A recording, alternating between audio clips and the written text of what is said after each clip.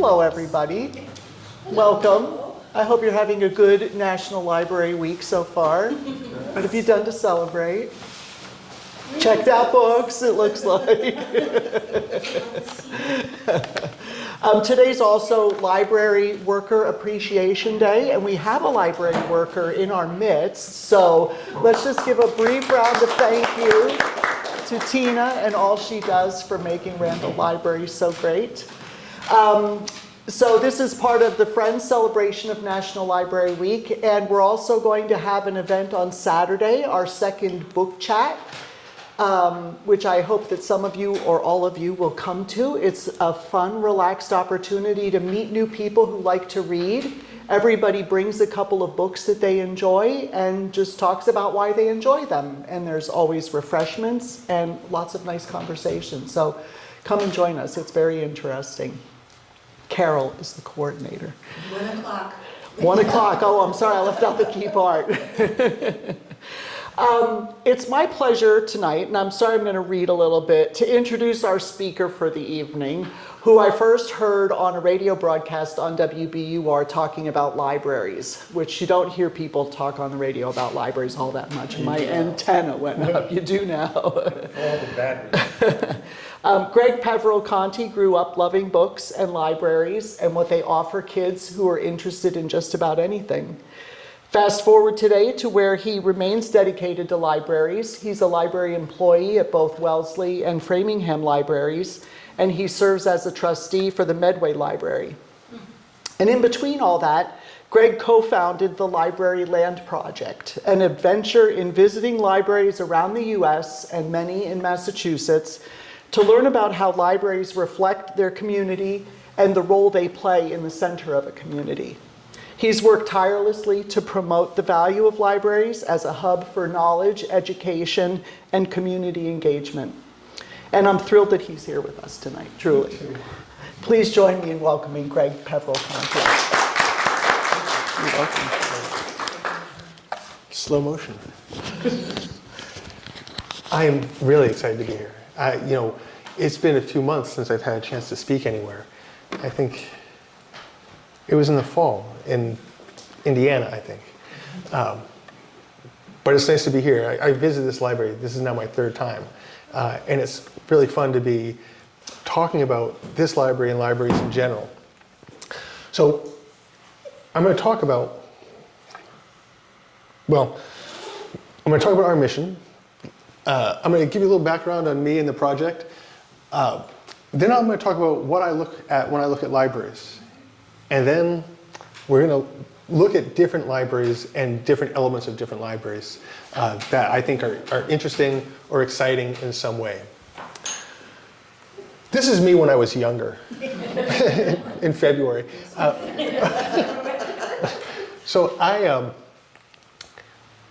This was an unexpected path for me. I had a career in public relations that lasted 30 some years. And in 2017, I started my own company with a friend, with Adam, who was my partner in this until recently. And we needed a place to work one day. And we went to the Newton Free Library. And it was such a good experience that we decided to go to a different library. And we went to Waltham. Very different libraries, different communities. We then went to Weston. And again, it was a third different experience. And after maybe a dozen, we were keeping a little informal score, and we decided to try to go to all the libraries in Massachusetts. And we were about 250 so far. Because I'm a PR guy, I was able to pitch the idea of the story to the media. Because we realized pretty quickly that people don't understand what libraries do. They don't understand what libraries can be. People have this idea of libraries rooted in some anachronistic time that never existed, that these were places to be quiet, that they're places, and we realized libraries can be anything. And so we would pitch that story to people, and the media responded.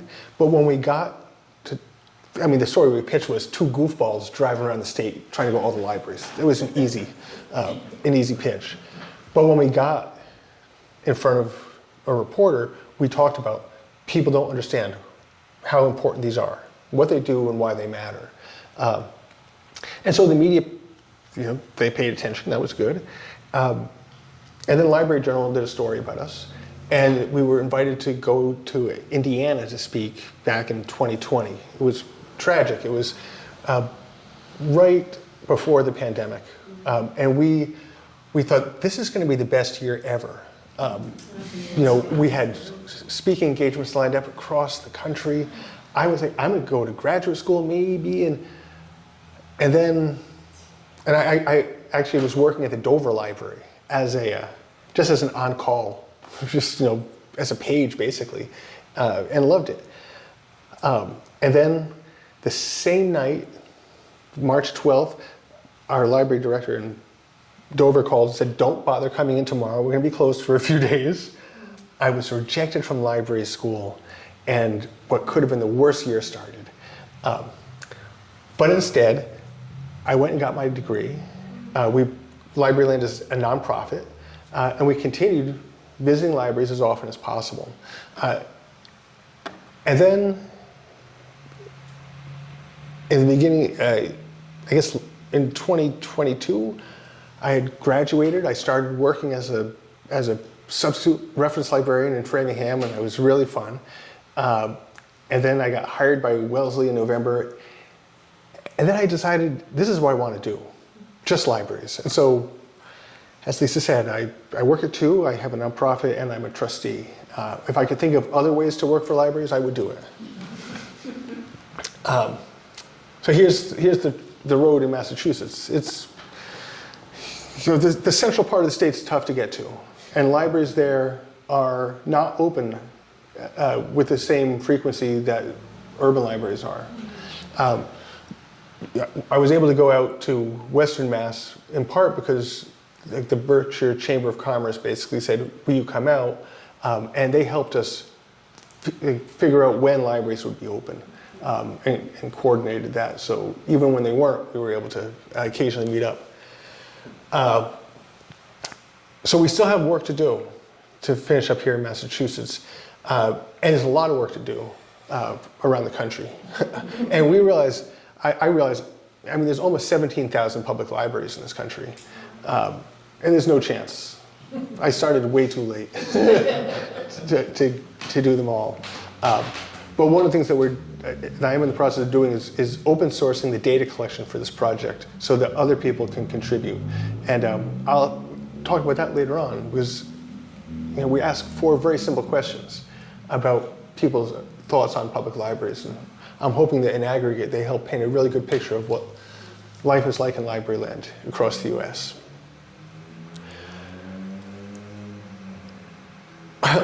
Well, so when we started, we kept score. Well, I'll get that in a second.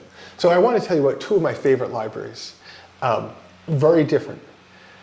This is the Garden Grove Library in Garden Grove, Iowa.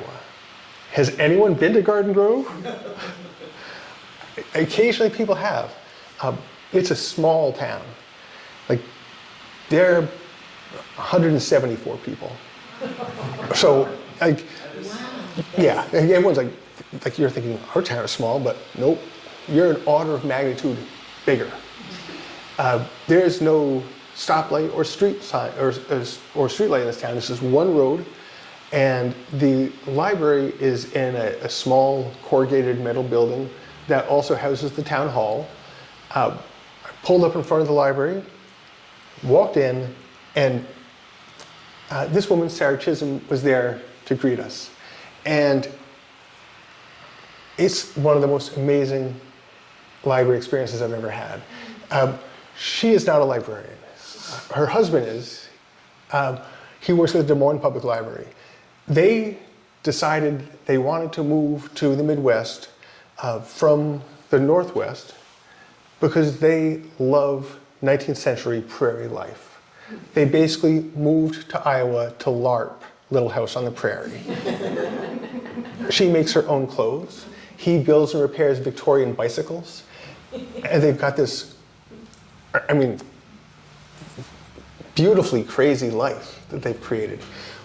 But they lived almost across the street from the library. And Sarah would go over there because there's nothing in this town. It was a waypoint on the Mormon Trail to Salt Lake City. And they planted gardens and groves there so that settlers coming through would have a stopping point.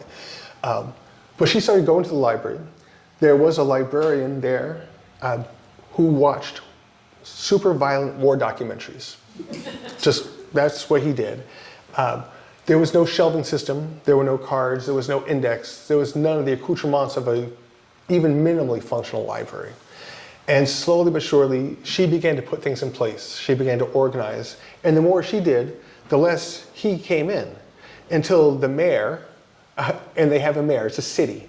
The mayor said, why don't you just keep coming and you can be our new librarian.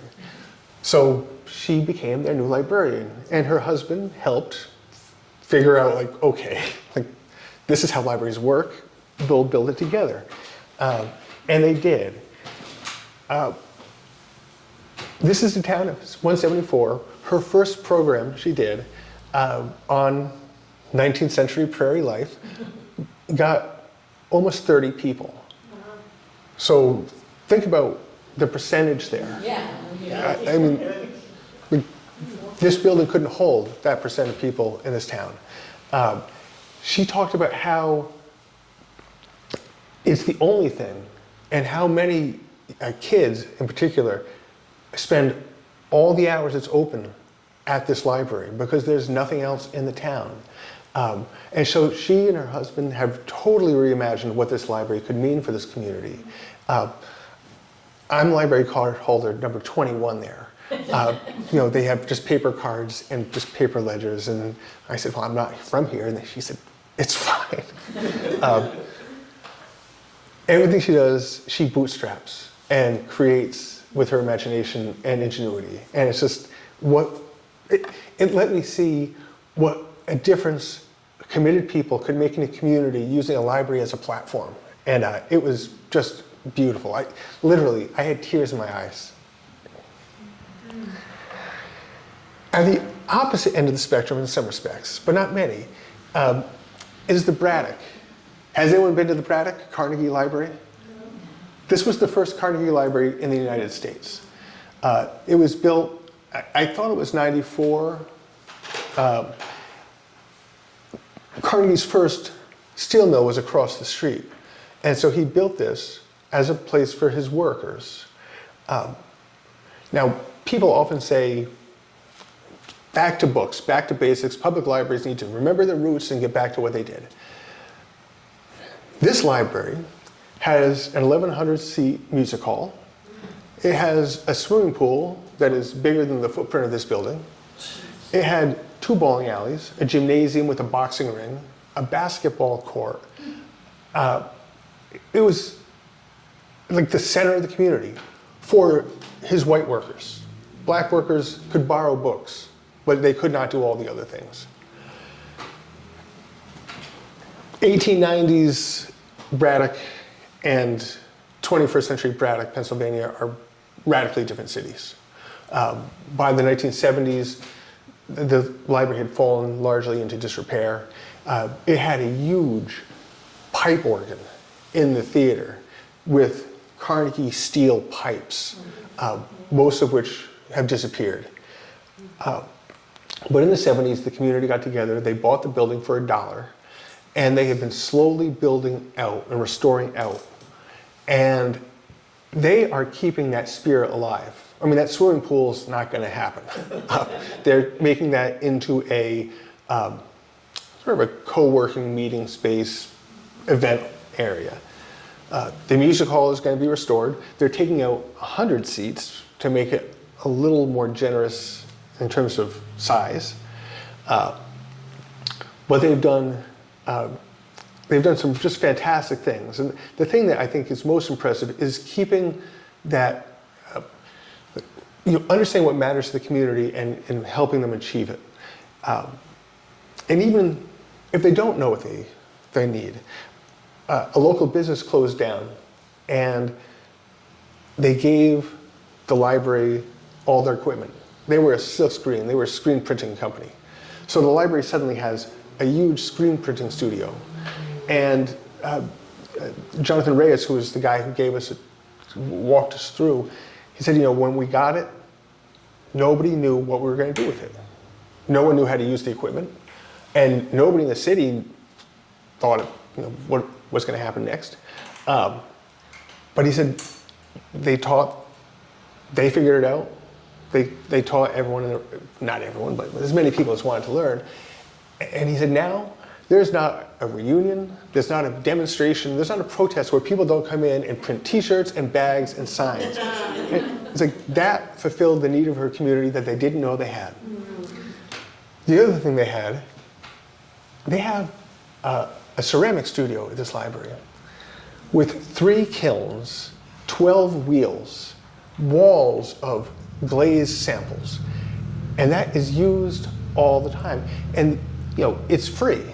You had to pay for materials, but we charge cost. On my visit, there was no one actually working in the studio, but there was just so much that had been created and produced. It just was, again, an example of creating an outlet for people to do something that they might not have had a chance to do or thought of doing were it not for this library. It's an amazing place.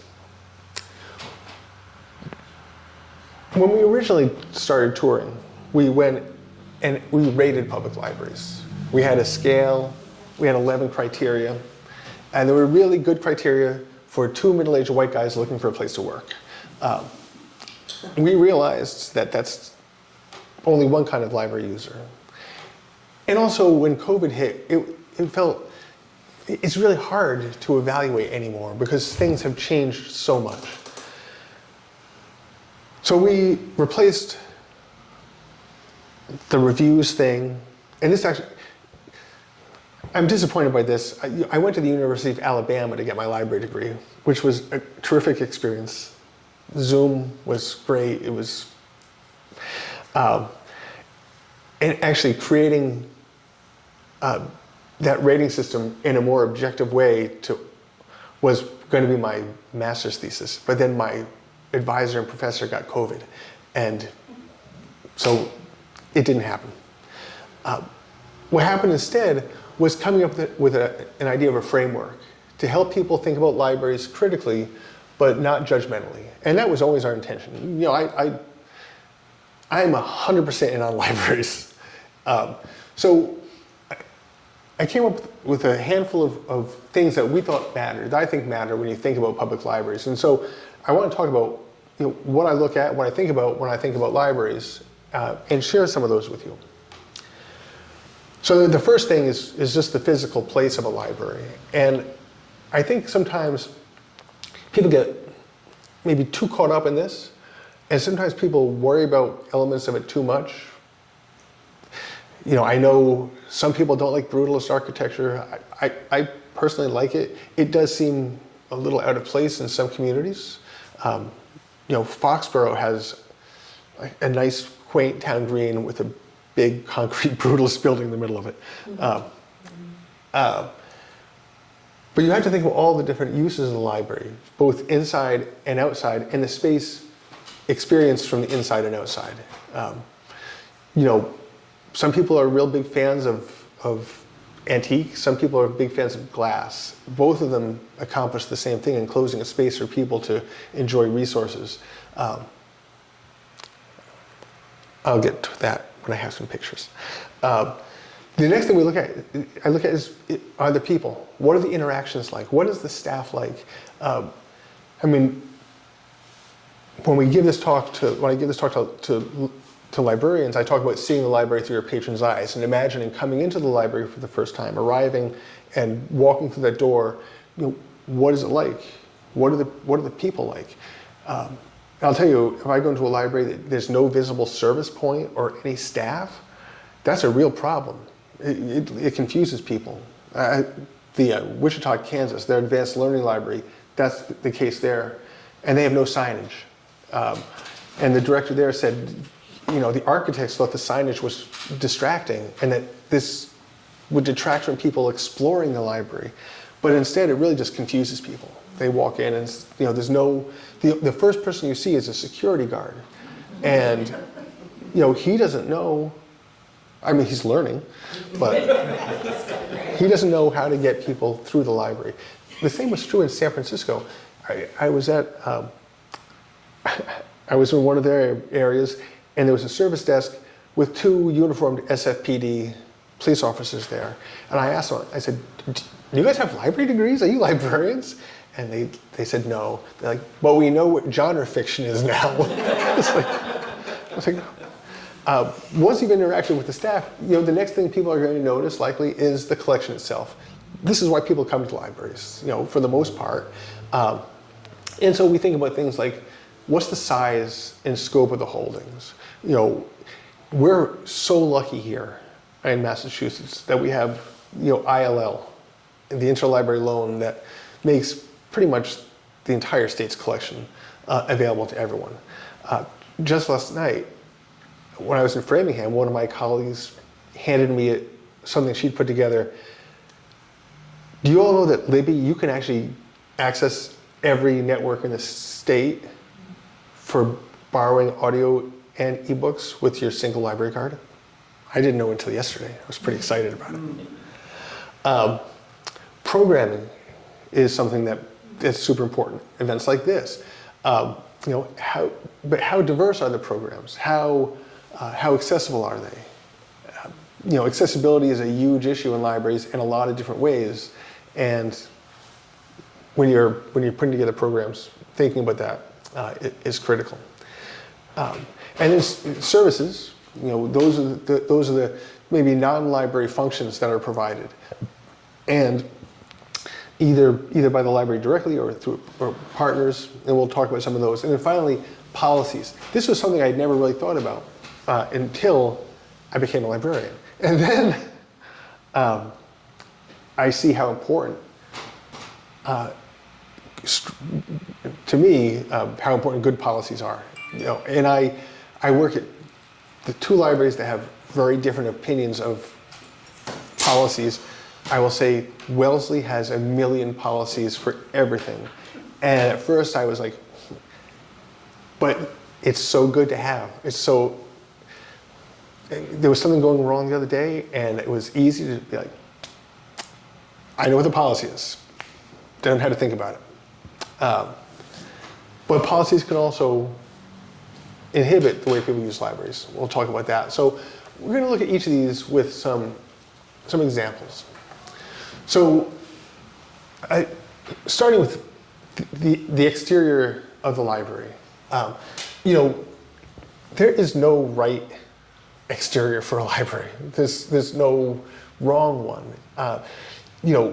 These are just like a handful of examples. I mean, the BPL in its original building, it's iconic. I mean, I go to the BPL a couple times a month just because I love the space, and it's got one of the best cocktail lounges in the city. It's the only library I've been to that has a cocktail lounge. And and every time I go, I have really great conversations with people because the people who are at libraries like to talk. You see Stowe here in the middle. This is Lynn, and has anyone been to the Lynn Public Library? I mean, it's a beautiful building, but it's so decrepit now. At least it was. The ones that are closed are more decrepit. So. I was there in the summer, and there was no AC. It was brutal. But I mean, you see these shells of what was once. The Braddock is an example of that. It was this showpiece in the city, and then decades and generations go by, and it becomes just, it could become just a moldering hunk. There is being rescued. and it pains me when you see these beautiful buildings not get used, and a library being moved into another facility. Or Lynn needs help with that library. Over here, this is the Sherburne Public Library. They started construction in 2017. They just opened a few weeks ago. It's one of the longer and more unfortunate series of events. But what they've ended up with is fantastic. They restored their 1970s building. And I asked the former director, I was like, what style would you call this? And she said, what did she say? It was mid-century arts and crafts. I'd never heard of that, but it works. That's the Lincoln Library in Lincoln, Mass. It's actually one of my favorites in the area. It's a place I used to work a lot because they have a room in the basement. There's no cell signal, and so if I need to sit down and write, it's ideal. I was there, and there was a door open in the reading room, and I asked the director, I said, where's that door go? And she said, that goes up to the clock. Do you want to come up? And we climbed up to the clock, and there's a huge cast iron timepiece that had been taken out in the 60s to be replaced by an electric clock. And then in the 2000s, they dusted off the antique and restored it. It's beautiful. It's a great piece of just a great artifact of 19th century engineering. And then this is Provincetown. Has anyone been to the P-Town Library? Yes. It's such a fun library. It's fun because it's right on the main street, so it's tons of stuff going on around it. They've got a half-size schooner in the middle of the library, which is, it's kind of a white elephant, frankly. It was built there before it was a library, but it still is a great conversation piece.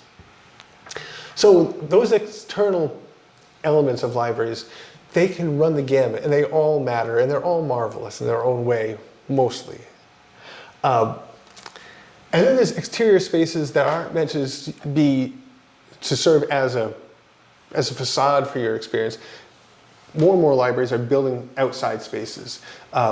Framingham on the far right, they just redid one of their entrances, and they put patios in so that it can be a useful external space. And it's really nice in that part of the city because there's one park, but it's kind of far. And so this is now, and it's outdoor seating by the parking lot, but who wants to sit by the parking lot? This is a much nicer new space. The center, that's Camden, Maine. Has anyone been to the Camden Library? Mm-hmm. It's a tiny building, it looks like. It's, maybe 4 times the size of this room. Where you go downstairs, and they built an underground library. And it's got a great light well that fills that underground space. But they've got gardens and an amphitheater built all around the library that are just lovely. And then on the right, this is the Lawrence Library in Pepperell. Has anyone been there? No. It's like right at the street. It's one of my favorite libraries. Deb Spratt, the director, is actually on the Library Land Board, so I have a soft spot for Deb. But they built the first, and I think only, disabled accessible nature trail at a library in Massachusetts. A lot of qualifiers, but it's a beautiful short trail that's graded. I think she said they're going to do something to make it accessible to the blind next. So, rethinking how you can use outdoor spaces and thinking really creatively about how to use them is something that I love to see it. And you see that Wichita Library that has bad signage, they have a beautiful outdoor space. They have a steam garden for kids that's just fantastic. So once you get into the library, so these next slides look at different internal spaces, but these are basically workspaces, and there's all different styles. So on the left, that's Wellesley. They did a renovation of their library during the pandemic and built 10 study rooms. Originally they had just a couple of small study rooms. Now those study rooms are full pretty much all day. This is a study room. This is a space in Sherburne, and I don't really understand it. This is a nice little reading nook. I said, but there's coat pegs above the chair. Like, I don't understand how that's going to work. And then this is yours. I've used that that space. There was I feel bad that I used this picture for Sherburne because they have some of the most lovely study spaces that are just filled with natural light that are just outstanding. But this was the funniest, so I used it instead. And there's social spaces. More and more libraries recognize that people are coming in and they want to have room to be with people. Okay, that's Sherburne 2 on the far side. And it's a really lovely seating area. That library has 2 fireplaces that were originally wood burning and that were used until not long ago. They've been replaced with gas now. And I've seen a lot of libraries with fireplaces, and they really, they add a lot. Although I was at a library in Indiana, and they had an electric fireplace, not one that threw heat, that just looked like it was burning. And people were really disappointed by that one. The center is your seating area, or one of them, and it works. I mean, we sat, and it's a comfortable place to sit and be with people. And then this one, oh boy, this is in California. This is in Atherton. It's like the highest zip code, the most expensive zip code in the country. It's, so many tech CEOs live in this community. And it was brand new. I mean, the furnishings, the fittings are all beautiful, but it was not that impressive a library. It was just, given what I've seen, this seemed like it could have been so much more. But it still is, absolutely beautiful as a place to spend time. Libraries are also places to be inspired. And this is something that I think too few people think about. I remember early on in the project, I was talking to a good friend. I had just been to the Franklin Library in Franklin. Has anyone been there? They, like so many, make the claim of being the first. Benjamin Franklin gave them their collection. They wanted a church bell. They changed their name. They were going to be called Middlesex. And they changed their name to Franklin and wrote Ben Franklin a letter saying, "We changed our name to you. Give us a church bell." And he said, "I'll give you a collection of books." And the reading room is this amazing. And I was talking to a friend, I was telling him about it. He's like, "Well, why don't you just go to Starbucks? Like, you can work there." I said, "Well, you could go into one of these places, or you could go to Starbucks. You choose." That's the State Library of Indiana on the far side. It was built in the 30s. It is just, all throughout, you have just these incredible details. I have a picture of one of their card catalogs, which is about 6 or 7 feet tall, and it runs probably 20 feet, because it's a functioning catalog for all the state's information. Apparently, I don't believe it. In the middle, this is Sarasota, Florida. And I see a lot of libraries with fish tanks. They have the Moat Aquarium in Sarasota, who has supplied and manages this tank, which is like your arch here. It's connected and fish are swimming back and forth in the entrance to the kids area.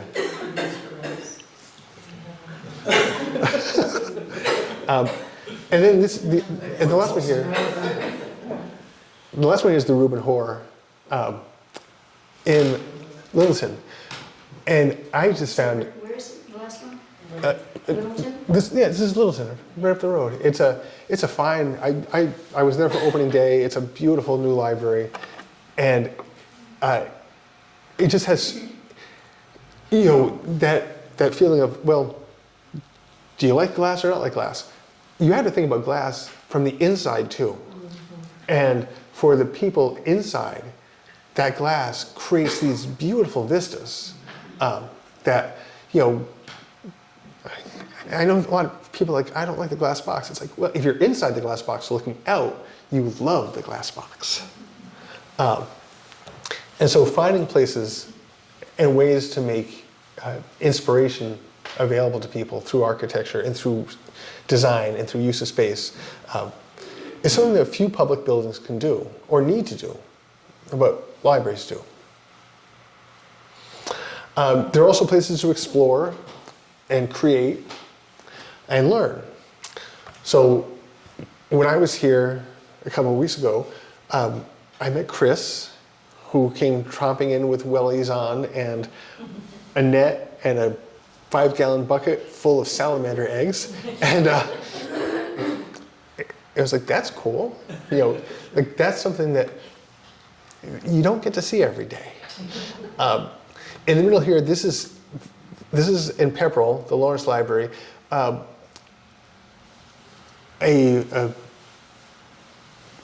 I guess a scion of a town father at some point in the late 19th century decided to kill one of each bird in Pepperell.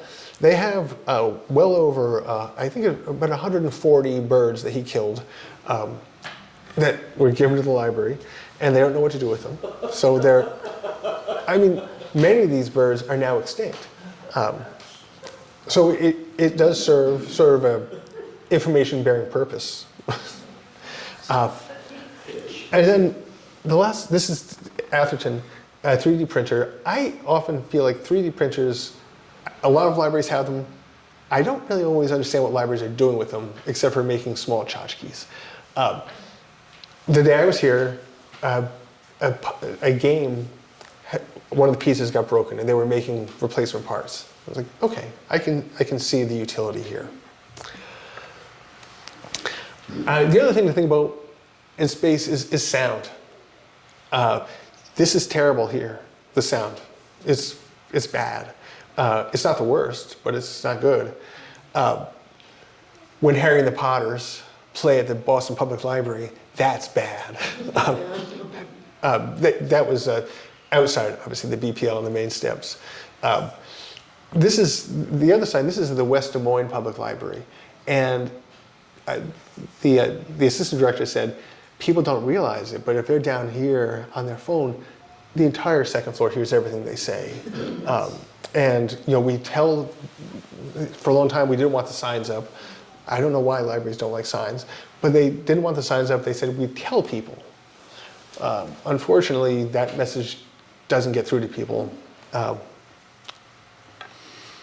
And so they put the sign up. I don't know if it worked. I heard people. Speaking of people, so once you've kind of experienced the space, the next thing are the people. And, we look at things, I look at things like, well, is the staff available to me? Are they engaged? Like, how diverse is the staff? Which is really hard in libraries because it's like 87% white. So you don't see a whole lot of diversity, although you have to think about diversity a little more broadly. I was in a branch library in Kansas, and I was leaving, I was making my notes, and I wrote LSW for library so white, and I went to talk to the person at the service desk, and she was deaf. And I was like, oh, like this is diversity too. And it was really interesting to see someone in a purely public position who had that disability. I put this picture up because we'd gone to a couple of libraries that day. This was Charlton, and the previous library, which I'm not going to name, was a terrible experience. No photographs allowed. Any question we asked, we were told, you need to talk to the director, who, by the way, isn't here. Leave your card. And it was really disappointing. So we went to Charlton, went to the service desk. I always say, I've never been here before, tell me about it. And the person at the service said, you need to go talk to our director. And I was like, oh my gosh, like, what's happened? So we went, and the director said, do you want a tour? I said, yes. And she's like, I had to change my shoes. And so we went walking through the library, and we walked out through their children's area, and then we came back in, and the staff was waiting there. And she said, we knew who you were. We've been waiting for you. My point is, though, anyone who walks through the door should have that experience, that they're the one you've been waiting for, that you're excited to see them. Like, that has to be part of it. I mean, many things I love about being a librarian. One of them is I can talk to strangers all day long. And people who come to libraries, they have things they want to talk about. And so the people experience is so central. I think, as I said, I think probably my favorite part. Collections, obviously, big part of why people come to libraries. Still, at the far side, that's the New York Performing Arts Library. It's immense. I was there for the Lou Reed exhibit that ran, it's probably still running. But his entire archive is there now. It's fascinating. Broadway plays, recordings, sheet music, it's all there. This middle is the Monroe County Public Library in Bloomington, Indiana. Just an example of a chock-a-block full library that is just running out of space. This is the Oakland Public Library, the main branch in Oakland, California. These are part of their map collection, which are just available for anyone to come. And unfortunately, I mean, I love being able to pull them out and look at all these maps, but part of me was also thinking it would be good if there was some level of oversight. But I prefer to see it available than away. Programming. These are 4 different programs. This was on the fellow playing the giant bass. That was March 12th, 2020. He was performing at the Dover Public Library with a Caribbean band. It was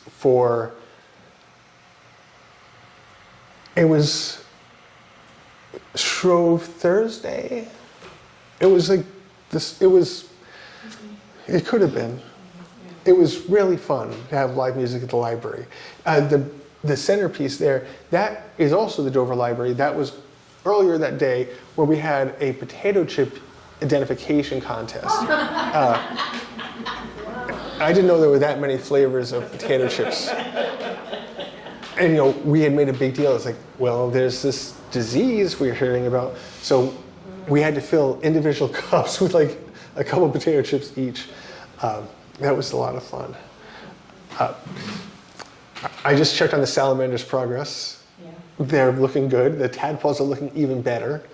And then down here, this is a branch library in Indiana where they had hundreds and hundreds and hundreds of hand puppets of every variety.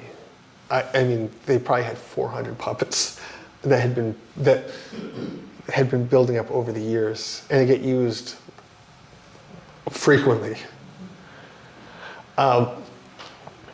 Services, those non-library activities, or in some cases library activities, bookmobiles are making a resurgence. We're seeing a lot. This is the bookmobile in Natick. Framingham has one. I was at the Cambridge, Ohio Public Library, and the director there said, we are the only thing in this county, not in this town or city.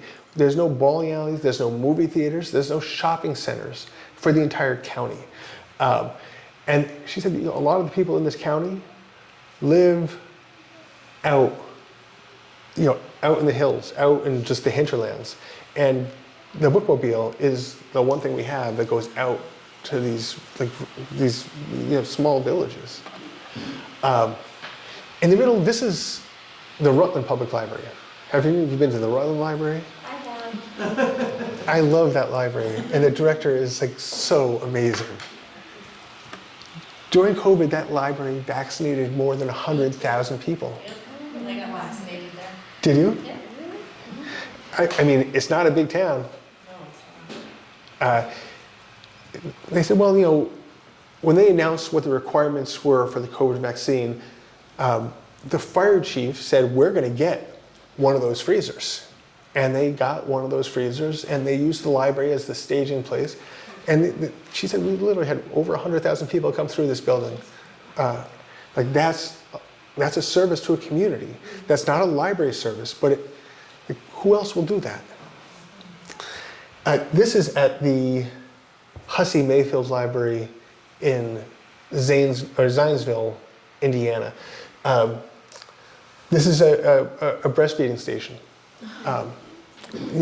That it's right outside the kids area. It was something they needed. They created it. They were able to go find one.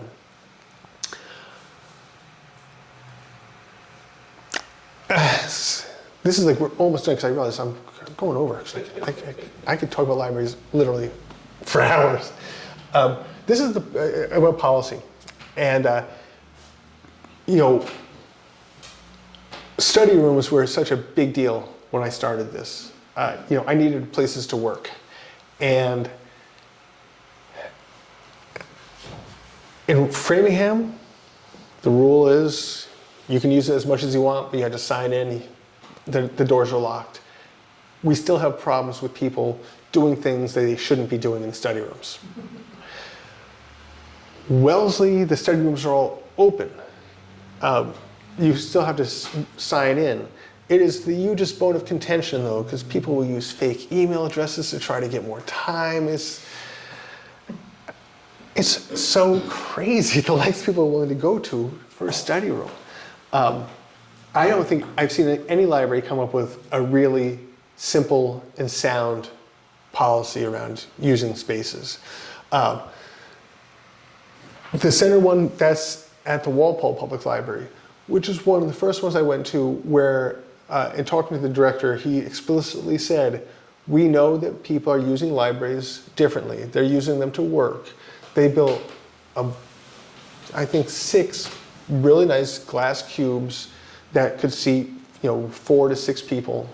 But they put the sign up because they wanted to make sure that people understood that spaces are going to be used for different things, and that there were expectations in the community or from the library for how they would be used. And then this is in Pepperell. This is Deb Spratt and the smaller of her 2 dogs. The dog policy at Pepperell is your dogs need to be on a leash in the library. I was working I still am working with them on their long range plan, and so many people in the focus groups talked about socializing their dogs at this library, which is unusual to say the least.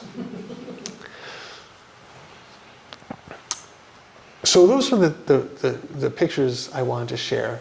I wanted to share this with you and explain this, and then I would love to answer any questions. I'll ask questions too. So I originally came up with these 11 criteria. It worked. I chose 11 because it would mean you would never end up with round numbers, and I thought decimal points make it seem much more official. So as I've been doing more work with different communities, so in Medway, we're starting to do some facilities planning, and so we decided to do a survey there, in Pepperell as well. And one of the things, we have questions about, do you know the library has this? Do you use that? There's 4 questions I really care about. And if you scan this, it will take you to those. The first is, what do you love about the library? And it's really to get people to talk about, their favorite thing, like an emotional thing that they like. And, people will talk about, I have to say sometimes, besides the staff, because the first thing people say is the staff. But it's like, what's the thing that really makes you happy about being at the library? The second is, what do you value most? Because what you love and what you value are probably different things, or they might be. So it's to try to get at what are the things people are using that they depend on. And those often are things like programming. A lot of times you see parents talking about like early childhood education or literacy, and those are it's really nice to see those. In Pepperell, we got, I think, we have 250 responses, and they are just. It showed us so much about what people are thinking there. The third is, what do you wish the library understood about you, or knew about you? And I think it's a good question for libraries to think about, because I think a lot of times patrons don't always share, there's not really a forum to have that discussion. But I think it's valuable information to have a sense of what people want libraries to be catering to. And the last one is if you could change something about your library, what would that one thing be? And it runs the gamut. I've seen responses that are nothing to.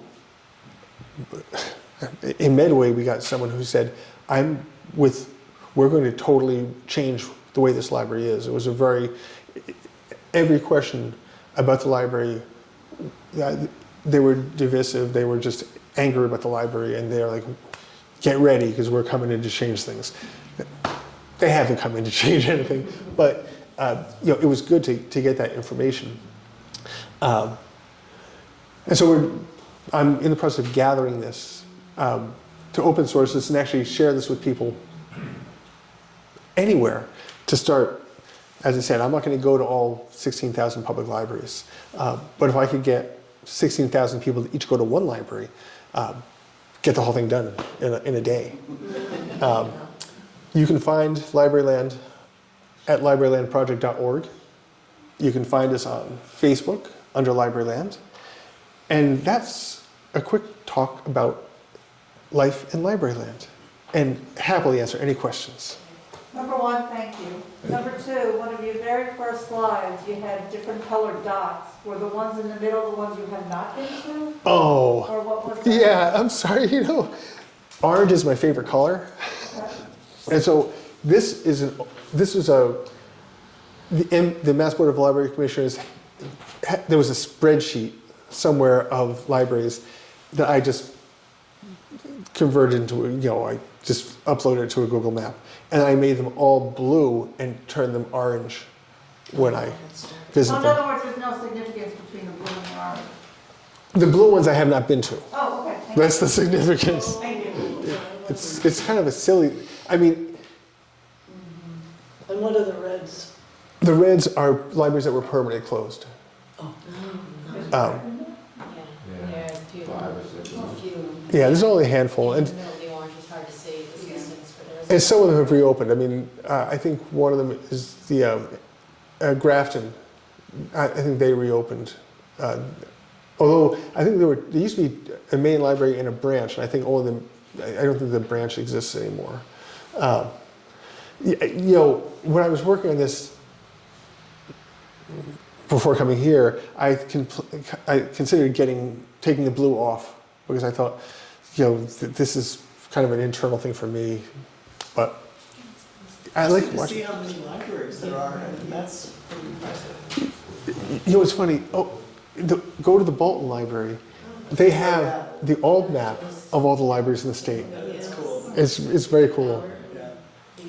Why were the libraries closed? A variety. Like some of them, at the time, there was one in Boston that was getting redone, and it was going to be, it was like the library was closed, they're moving to a new location. It didn't exist for a time. Yeah, I couldn't tell you for all of them. Yes. Are you looking for volunteers to visit some of the blue dots? You're welcome to. I'm not turning them orange till I've seen all the ones here, but yes, I would love it. And is there a mechanism for a volunteer to then report to you? Well, that QR code, Yep. in addition to those 4 questions, it asks like, what library did you go to, when did you go, and then there's a space to write observations. I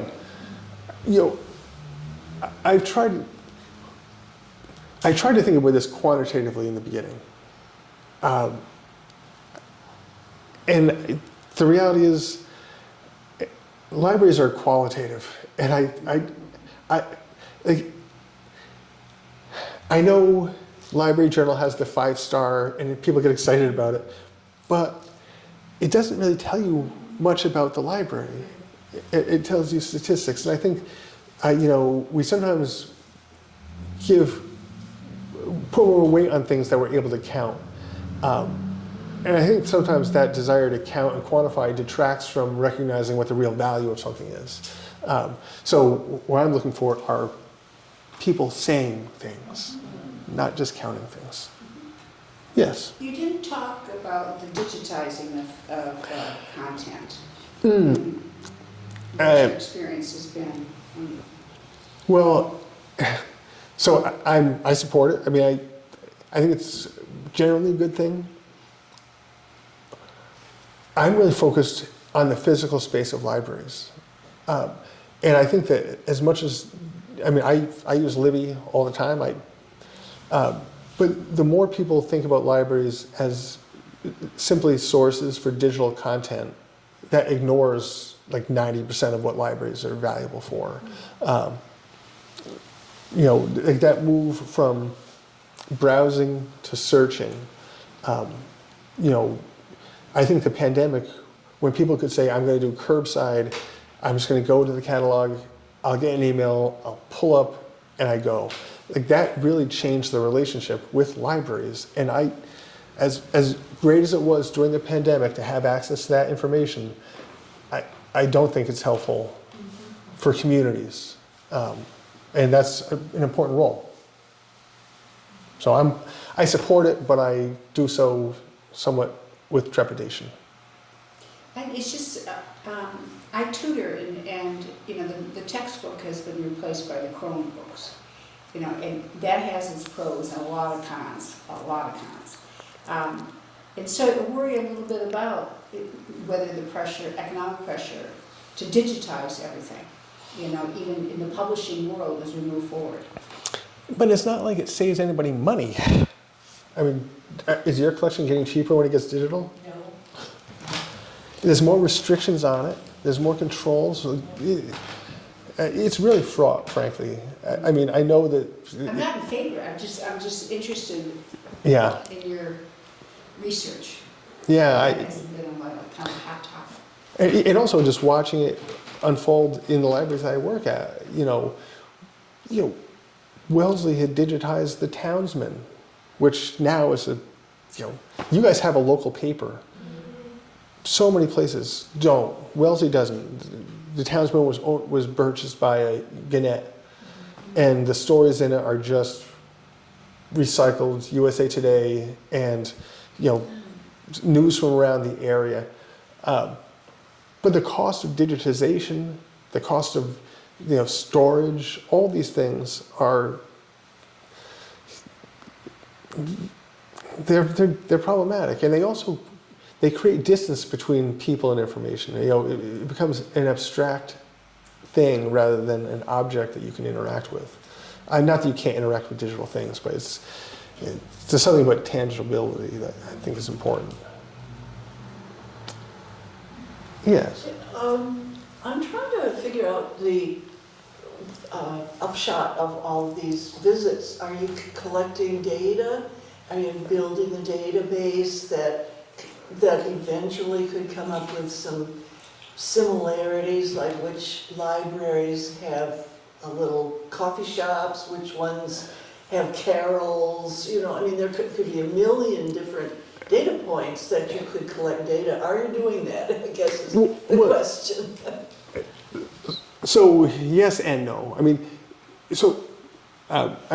the mission of Libraryland is to explore, document, and promote the essential role of public libraries. So what are you documenting, I guess is my question. This, as I said, I don't want to say like, oh, square footage, and I know these things are important, like square footage and how many people come in and how many volumes go out. What I'm interested in is telling stories of the spaces and the people and the resources that make libraries matter. And so, you know, this is what Libraryland does. This to me is trying to explore, document, and promote the role of libraries, and ultimately with the hope that we can help libraries kind of improve perception, performance, and the impact they have. But I'm not doing quantitative data analysis. I tried, but it's much more interesting, I think. And there are people who do that. You know, my goal is to tell the stories of public libraries, and you know, having been to the number I have, if I'm sitting down with, you know, I often will sit down with library directors or people in foundations, and they'll say, like, I'm considering this, and you know, I can pull up either mentally or going back to my notes and say, oh, here's 4 other libraries that have done something similar. But I've not come up with a way to kind of do that type of analysis that you're describing. It may be a weakness. I have another question. Has the federal government shown any interest, any branch of the federal government in your study? Any? I mean, no. We've talked to, you know, we've met with staff for Senator Markey and Senator Warren. You know, people are no one's like, we hate libraries, at least not in the Northeast. So, but no, they haven't. It would be nice if they did. And nothing can be left local?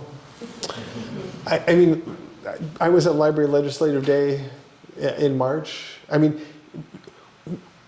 you guys don't have any idea how this differs from other parts of the country. When I tell people about the Mass Board of Library Commissioners and construction grants, parts of the country, like, what? Like, the state pays? It's not all local? It's like, yeah, no. We have hundreds of millions of dollars over decades get doled out to make our library some of the best in the country. You know, there's places where ILL doesn't exist, or if you don't live in the city limits, you can't borrow. Or even if you do live in the city limits, you're only able to borrow from your local branch. There's crazy restrictions. I mean, this should just be open to us, not closed. And sadly, like, closing is what's happening more and more. Just like restrictions, it's so antithetical. It's sickening to me. Yeah, kind of 2 different things.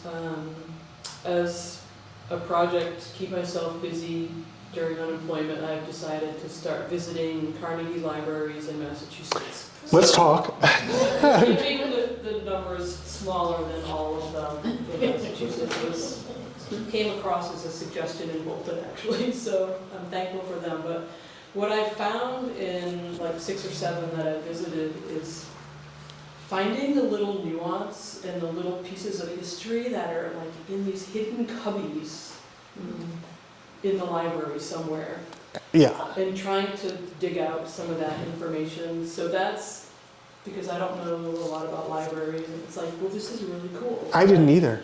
And one of the things, going back to my growing up little library, town library in Berkeley, Massachusetts, it looks exactly like it did when I was in elementary school.